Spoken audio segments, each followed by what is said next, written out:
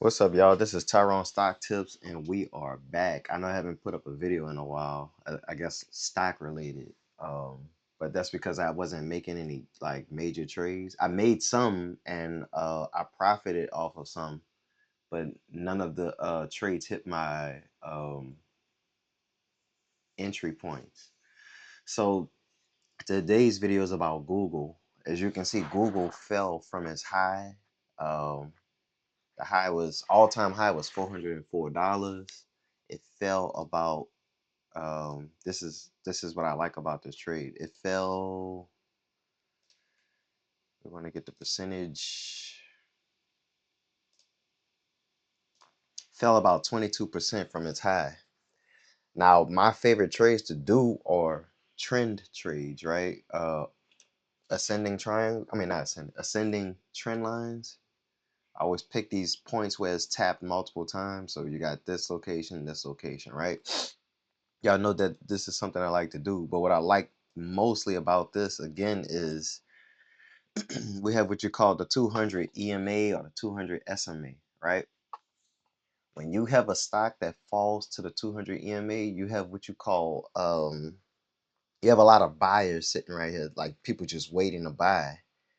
And what you're gonna do is you're gonna wait to see if we're gonna go below it or stay above it and react to it, right?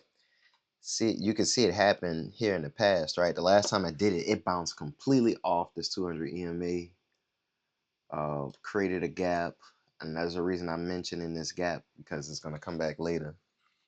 It went all the way to the high, right? And Google had earnings recently, and since the earnings, it pretty much fell. As you can see, like I said, it fell 22%. So that's the goal again, right? Coming back to this 200 EMA. This solid blue line is the SMA. It's more, it's more of a smoother line.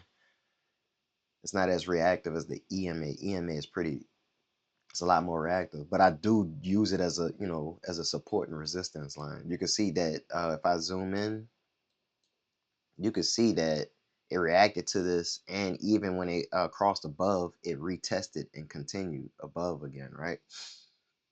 So what you'll see here is when Google fell, it gapped down, right?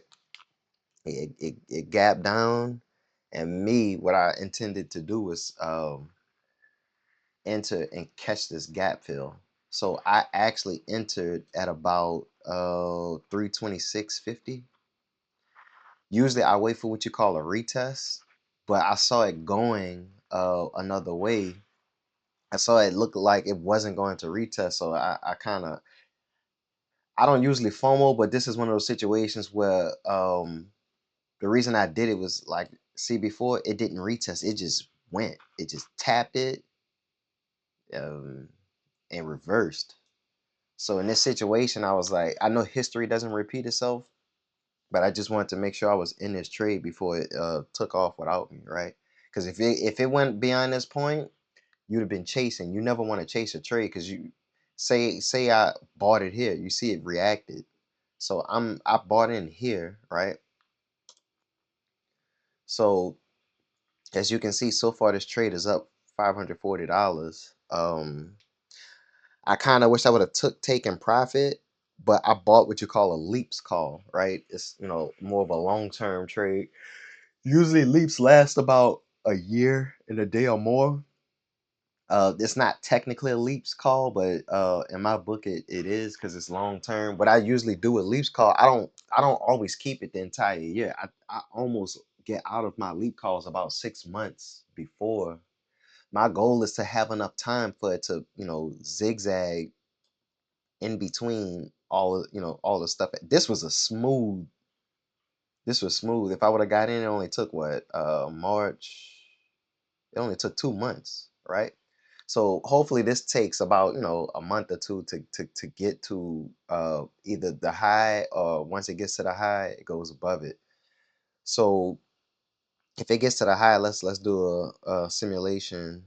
High was 40 what? Can't read that.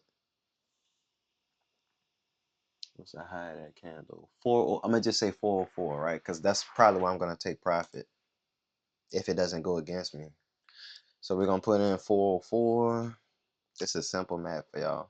I'm expecting about a $5,485 profit. Will that happen? I don't know. That's as if it did it today. It may it may happen if we're July. Let's just say we're in August right now, right? If it happens, what, August, September, October. Let's say it happens by October, uh it should still be about a $5,000 trade, right?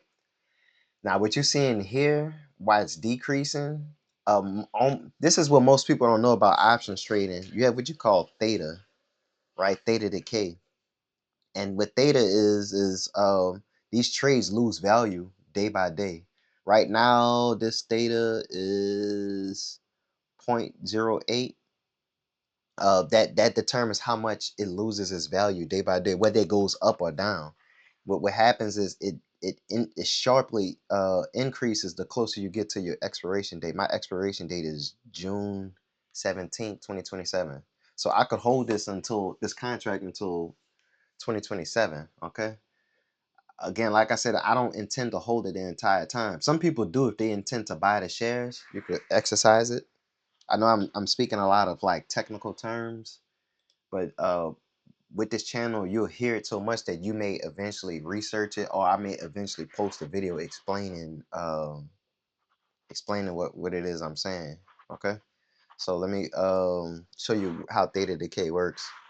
What you'll notice is over time it's slow, but the closer it gets to the expiration dates, it starts to have this crazy sharp decline, right?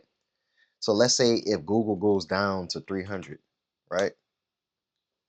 I'm already what at a negative, and then it just starts to decrease, but it won't have that accelerated decrease because I'm already down. You can't be more than zero, right? The most I could lose is the full. But I'm not gonna allow that to happen. If Google goes below about this EMA, like a full week close, if it goes below my EMA, which is about this trend line, then I'm gonna close out the trade.